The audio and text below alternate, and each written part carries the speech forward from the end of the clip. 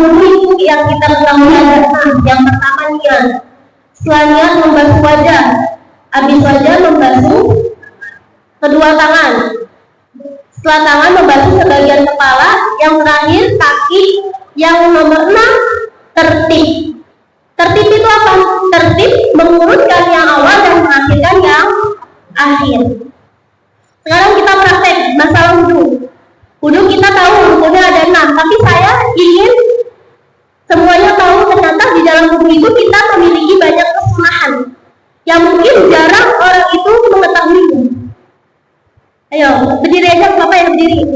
Yang pertama, sebelum kita berwudhu, kita harus mempersiapkan air yang banyak. Air yang banyak. Kesunahan apa? Kesunahan dalam wudhu kita menghadap kiblat.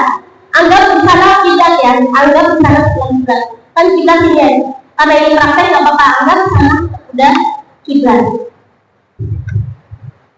Setelah kita menghadap kiblat, kita sudah menyiapkan air. Kita berwudhu, kita menghadap ke kiblat.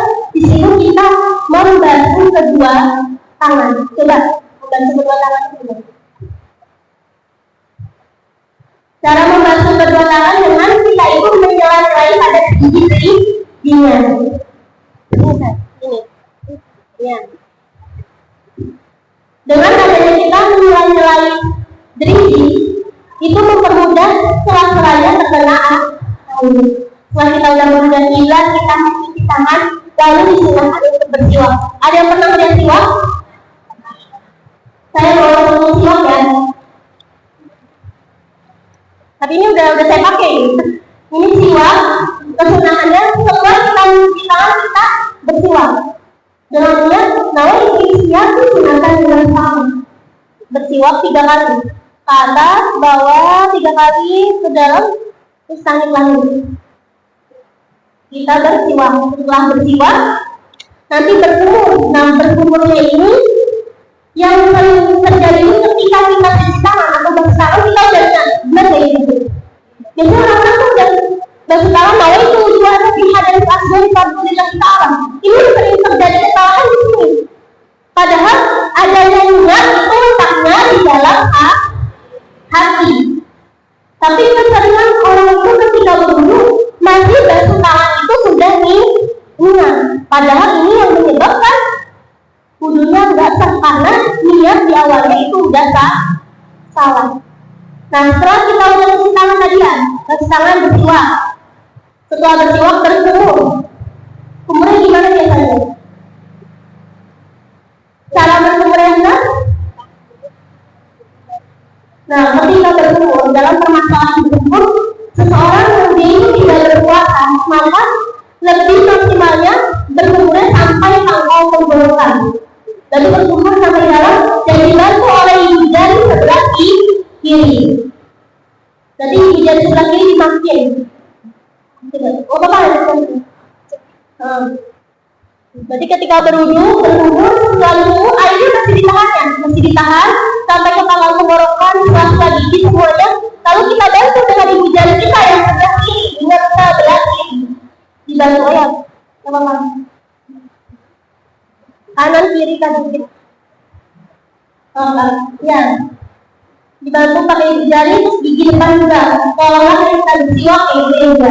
Jadi kanan kiri belakangnya pakai ibu jari. Setelah itu istinsyak. Apa itu istinsyak? Menyerap air ke dalam hidung. Ini sunahnya. Tapi banyak orang yang tidak melakukan istinsyak. Kenapa? Adanya istinsyak itu biasanya sakit. Iya kayak gitu. Soalnya menyerap air ke dalam hidung. Jadi banyak orang yang meninggalkan namanya istinsyak. Padahal istinsyak itu bisa membuat diri kita itu hilang rasa pusing ya. Coba istinsyaknya gimana? Jadi istinsak setelah berkumur itu istinsak menyerap air ke dalam hidung. Setelah menyerap air dibuang terus kita bantu untuk membersihkan kotoran yang di hidung dengan menggunakan kelingking sebelah kiri. Kalau mulut jempol sebelah kiri. Kalau hidung kelingking sebelah kiri. Berarti habis berkumur menyerap air ke hidung lalu dibersihkan pakai kelingking.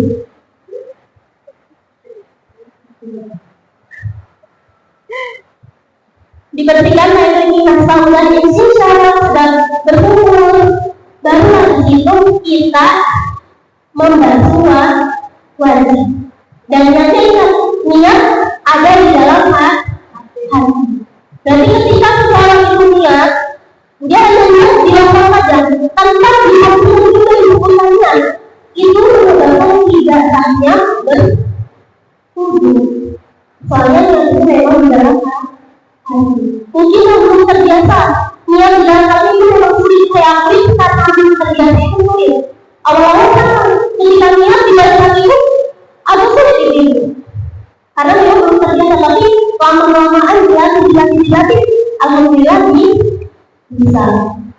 Jadi niatnya gimana? Ini adalah niatnya dalam hatian. Jelasin ya Pak. Nawa itu doa dalam hati. Dibuka. Niat dibukanya. Ini coba kamu bantu wajahnya. Nah, cara membantu wajahmu dari segi pandangnya dulu. Pandangnya itu dari tempat tumbuhnya tangannya, tempat tumbuh rambut sampai di bertemunya dua rahang. Ini dari arah panjangnya. Terus dari arah lebarnya dari anak telinga ini, anak telinga sebelah kanan sampai anak telinga sebelah kiri ada arah lebarnya.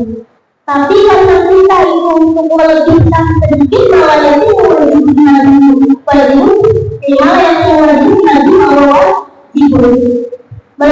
sedikit itu juga punya waktu. Jadi seharusnya itu digabung tinggi bagaimana dilebihkan sedikit sampai ke atas leher. Jadi gimana hukumnya?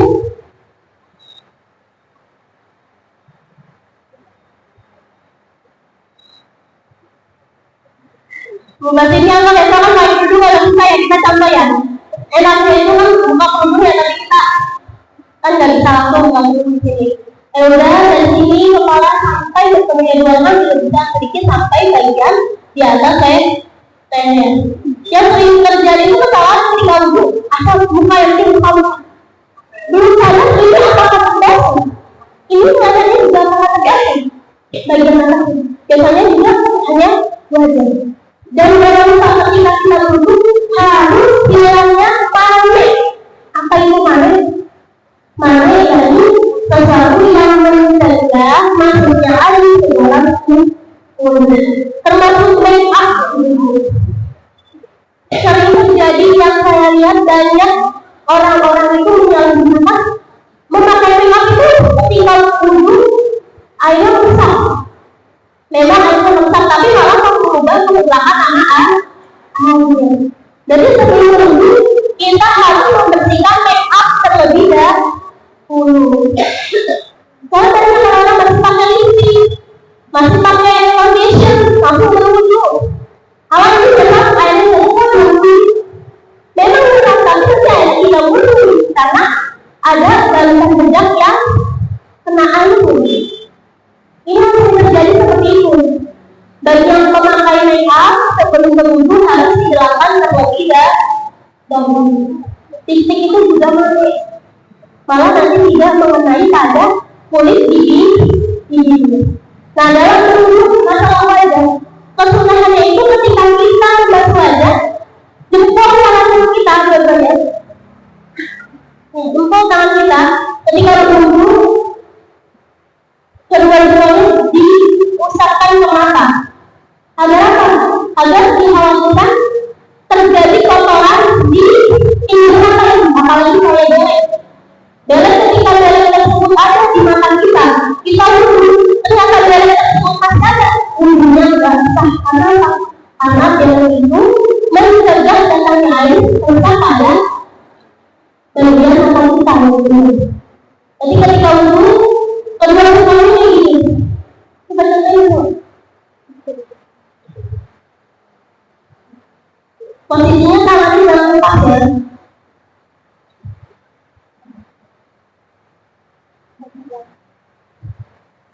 Jadi berwudhu enggak. Coba ulang gimana? Kita kebalik dari atas. Ya. Fungsinya itu untuk apa? Untuk menghilangkan kotoran yang ada di mata kita. Ini hukumnya sunnah ya ibu. Ini hukumnya sunnah. Wajib ketika memang di mata kita terdapat beleknya. Tapi kalau ada beleknya, kita lihat orang itu sunnah kita mendapat kesunahan. Setelah membasuh wajah, kita membasuh kedua tangan. Bagi yang memakai perhiasan, terutama cincin, ketika cincinnya itu longgar, kalau cincinnya longgar nanti hukum menggerak-gerakkan cincin ketika membasuh tangan itu hukumnya sunnah. Tapi kalau misalnya cincinnya itu kekecilan, berarti kan otomatis air tersebut tidak bisa masuk di bawah cincin tadi. Ada yang pakai cincin gitu? Yang pakai cincin adik-adik? Jadi nanti ketika berwudu membasuh tangan, sunnahnya itu dari ujung jari-jari. Dari ujung jari-jari itu sunnahnya membasuh dari ujung jari-jari sampai bagian siku. Jangan lupa lumpitan dulu, yang sering terjadi itu lumpitan. Kita nggak sadar apakah lumpitan itu sudah terkena atau belum. Biasanya itu yang sering terjadi aku langsung basuh. Ternyata di bagian lumpitan itu belum terkena air. Berarti harus diperhatikan. Caranya gimana? Caranya dengan kita menggosokkan tangan kita ketika berwudu. Jadi contohnya, misalnya air. Misalnya air ya, dibasuh, digosokkan. Yang pakai cincin jangan lupa digoyang-goyang. Yang pakai cincin nanti digerak-gerakkan. Kalau cincinnya kencang kalau cincinnya kencang berarti hukum menggerakannya bukan sunnah lagi, tapi menjadi wajib. Paham semuanya ya? Ini dalam permasalahan membasuh tangan. Apalagi ini yang sekolah, anak-anak yang sekolah memakai tip sekolah pakai tip pakai pulpen. Nah ini yang terjadi tip itu juga termasuk masuk. Kita sekolah laku tip berapa tahun. Nah sebelum berwudu tip ini harus dihilangkan. Pulpen kan sama gitu, pulpennya sama. Ketika kita membantu ternyata di tangan kita ada coretan pulpen meskipun itu sedikit, bahkan nanti wudunya nggak sah. Tip juga dari tip apapun itu yang mencegah masuknya air ke dalam kulit itu harus dihilangkan. Paham semuanya ya? Apalagi yang sekolah yang sering menggunakan tip ketika ada tip atau pulpen yang seperti ini gimana? Ini ada pulpen ya? Kelihatan nggak? Ini gambar dari pulpen yang berada di tangan ketika dicolek. Jadi nanti ini wajib untuk dihilangkan ketika mau berwudu. Paham ya? Nah, setelah tangan kita membasuh sebagian kepala. Nah, sebagian kepala sunnahnya itu membasuhnya dari ujung kepala sampai belakang. Biasanya kalau yang kayak gitu cowok itu bisa ya letakkan dari ujungnya di atas kepala, terus jari jempolnya di dalam pelipis. Ini ketika membasuh kepala sampai ke belakang. Ini lebih sunnahnya lagi, lalu dibalikkan lagi ke depan. Tapi kalau perempuan kayaknya itu sulit ini. Kalau yang sudah panjang, tapi kalau laki-laki itu mudah ya. Ini lebih sunnahnya lagi. Dan yang perlu diperhatikan lagi, di dalam membasuh bagian kepala, jangan sampai membasuhnya itu pada rambut yang memang rambut tersebut sudah keluar dari batasan kepala ketika diwujudkan. Kan misalnya ada orang basuh, tapi ternyata ketika rambut kita diwujudkan, itu rambutnya tidak masuk dalam bagian kepala, malah di luar kepala. Ini yang tidak menyebabkan wudunya sah. Jadi kalau misalnya wudu, rambut tersebut itu harus masuk pada bagian kepala. Apalagi orang-orang sudah bilang, aku mau basuh sebagian kepala tapi cuma lebih rambutnya saja. Ini sudah melebihi keluar dari batasan kepala. tidak mencukupi. Ini harus diperhatikan lagi dalam masalah membantu sebagian kepala. Setelah itu sunnahnya lagi mengusap telinga. Mengusap telinga gimana caranya? Nggak kelihatan, berarti boleh kita ngomong. Oh, nggak boleh. Ini kelihatan nggak? Ini tadi kamu. Ini terlihat ya, jangan kelihatan. Ketika mengusap telinga, jangan dulu. Mulai dari bagian dalam ini, bolongan telinga, diputar, yang bagian di pojok atas. Kelihatan ibu? Yang mulai dari sini ya. Ini ke belakang atas ini dulu. Bisa?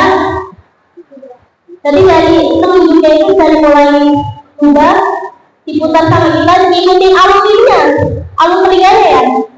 Mengikuti itu yang belakangnya ke atas. Kalau sudah sampai sini sama kita, tangannya begini. Ini kesunahannya. Biar semuanya merasa. Soalnya kan telinga itu kan banyak lekukan yang begini. Ada dia lekukan nanti ketika lepas telinga caranya seperti ini. Kalau leher itu tidak disunahkan leher. Leher itu nggak disunahkan. Ingat leher itu tidak disunahkan. Soalnya banyak orang-orang yang begitu leher juga. Padahal itu bukan termasuk kesunahkan itu. Tadi bukan termasuk kesunahkan. Nah, setelah itu membasuh kaki. Nah, membasuh kaki itu juga di setiap jari-jarinya, di apa namanya? Sama kayak di sela-selai. Bahasa ini sela-selai dengan menggunakan kelingking jari sebelah kiri. Nggak kelihatan ya? Iya gini. Kanan dulu, kanan. Setiap pemilu digunakan untuk mendahulukan anggota kanan. Oh, tahu nanti kelihatan saya.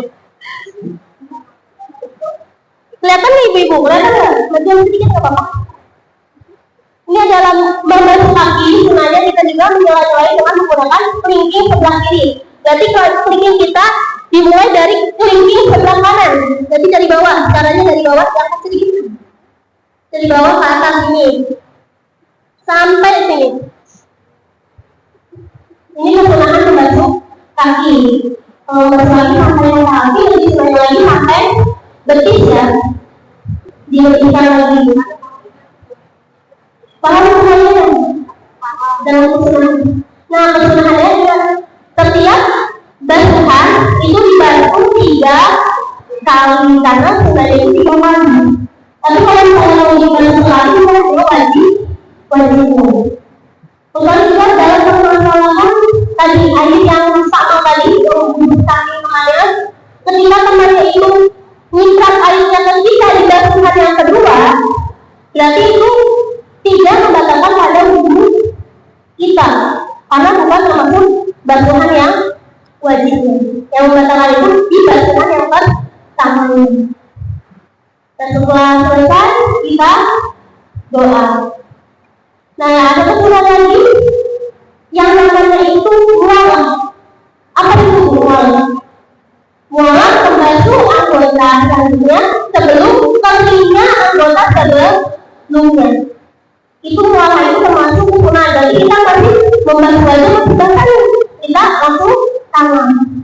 Kalau misalnya posisinya kita lagi dulu, baru basuh wajah ke tangan. Hujan kita lari ke depan, jadi berbulan dulu, wajah kita kering, tangan kita kering, itu batal wudhunya. Wudhunya nggak batal, tapi kita tidak mendapatkan kesunahan yang namanya mualah. Jadi kita wudhu dari wajah, terus tangan juga kita keluar dari hubungan. Maksudnya kalau dilanjutin lagi wudhunya tetap sah, tapi tidak mendapatkan kesunahan mualah. Kalau mualah kita membantu anggota selanjutnya sebelum telinga anggota sebelumnya. Ini termasuk kesunahan. Karena kan sering terjadi mengetahui wudhu, wajah, tangan, terus kita keluar belum selesai, disangkanya wudhunya batal. Padahal itu bukan termasuk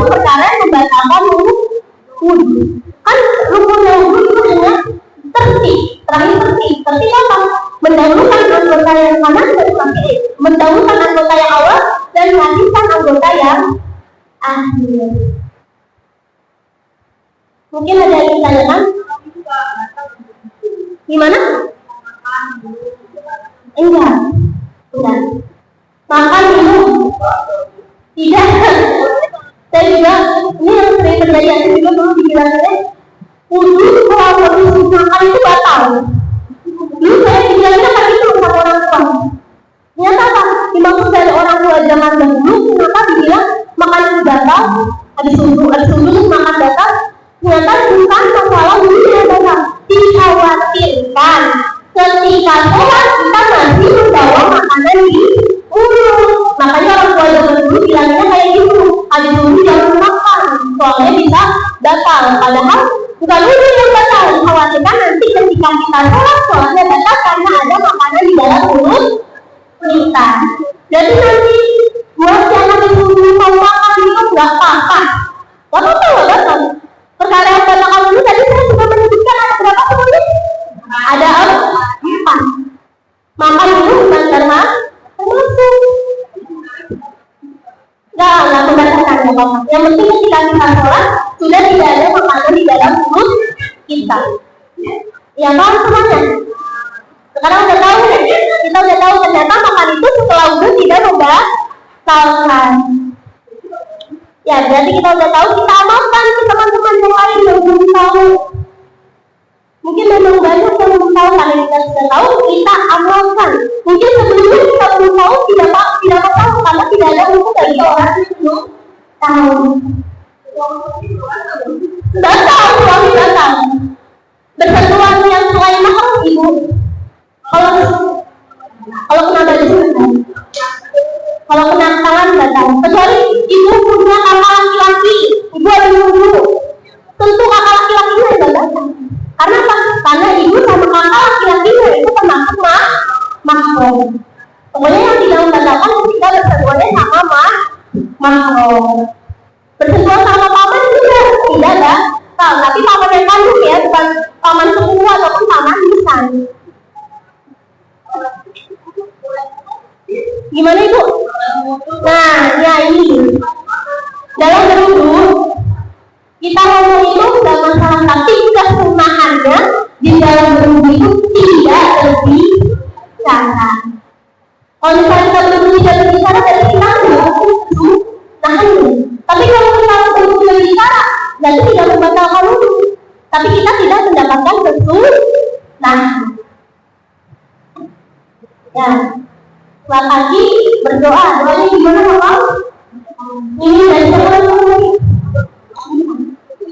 Ini dalam doa mulia. Ibu yang hafal doa dulu. Asyhadu an la ilaha illallah wahdahu la syarika lah wa asyhadu anna Muhammadan abduhu wa rasuluh. Allahumma ij'alni minal tawwabin wa ij'alni minal mutatahhirin wa ij'alni jadi selalu kita berdoa. Airnya tidak sebab kasih lampu terus buat mandi.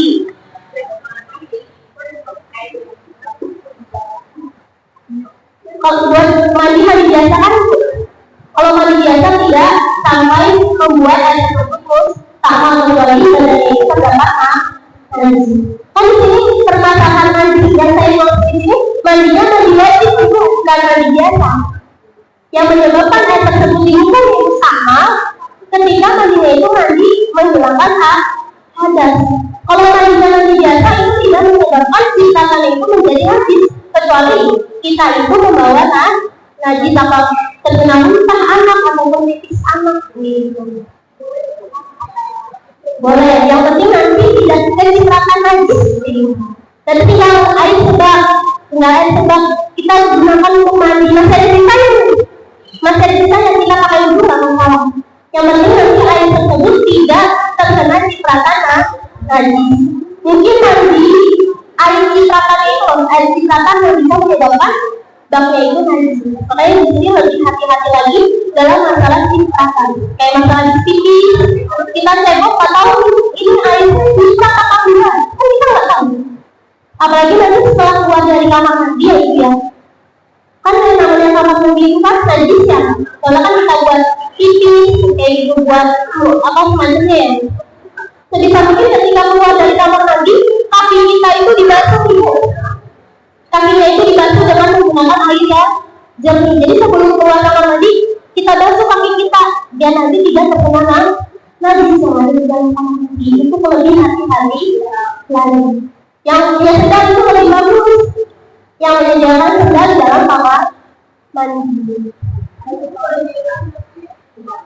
Ayo dulu ini kesunahannya tidak diolah. Tapi kalau misalnya diolah itu nggak masalah, tidak membatalkan ya dia. Tapi sebenarnya itu tidak dikibaskan katanya, tidak dikibaskan. Berarti habis wudhu kan biasanya dikibaskan lagi cepet-cepet itu dia. Nah berarti nanti kalau kayak gitu tidak mendapatkan kesunahannya. Kita misalkan guru habis itu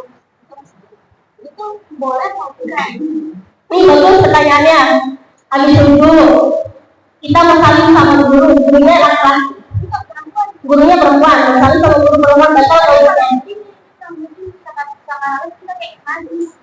Nah kalau misalnya sesama perempuan itu tidak membatalkan, sesama perempuan tidak membatalkan. Jadi habis wudhu kalau sama guru perempuan itu kalau misalnya tidak membatalkan. Yang membatalkan itu yang kalau memangnya gurunya laki